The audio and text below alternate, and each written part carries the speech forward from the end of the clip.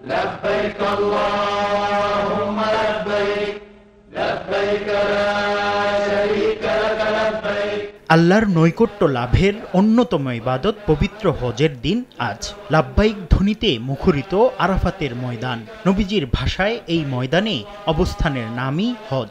তাই এটি না করলে হজই আদায় হয় না। পৃথিবীর নানা প্রান্ত থেকে আগত লাখ লাখ মুসল্লির প্রত্যেক জনই আজ আরাফার ময়দানে অবস্থান করছেন।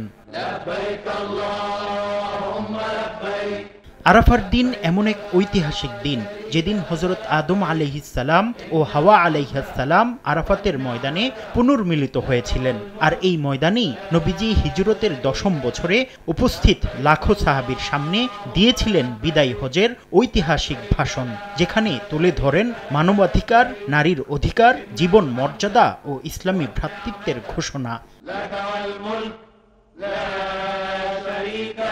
আজকের এই পবিত্র দিনে তওবা, কান্নাকাটি আর দোয়ার মধ্য দিয়ে কাটাচ্ছেন হাজিরা। কেউ দাঁড়িয়ে, কেউ বসে, কেউ বা দুহাত উঁচু করে প্রিয়জনদের জন্য দোয়া করছেন।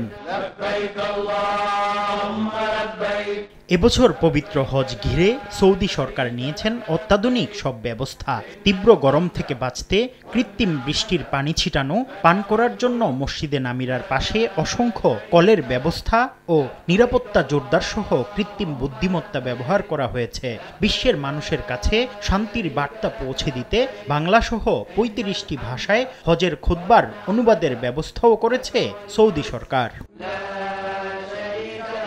সূর্যাস্ত পর্যন্ত হাজিরা দোয়া ইস্তেগফারে অবস্থান করবেন ঐতিহাসিক আরাফাতের ময়দানে। এখানেই জোহর ও আসর নামাজ একসঙ্গে আদায় করবেন। এরপর রওনা হবেন মুজদালিফার উদ্দেশ্যে, যেখানে রাত কাটাবেন খোলা আকাশের নিচে। সেখানে একসঙ্গে আদায় করবেন মাগরিব ও এশার নামাজ। ভোর হলে নিবেন জামারাতে যাওয়ার প্রস্তুতি। সেখানে গিয়ে তারা শয়তানকে পাথর মারবেন। মুফতি আব্দুল্লাহ তামিম, সময় সংবাদ।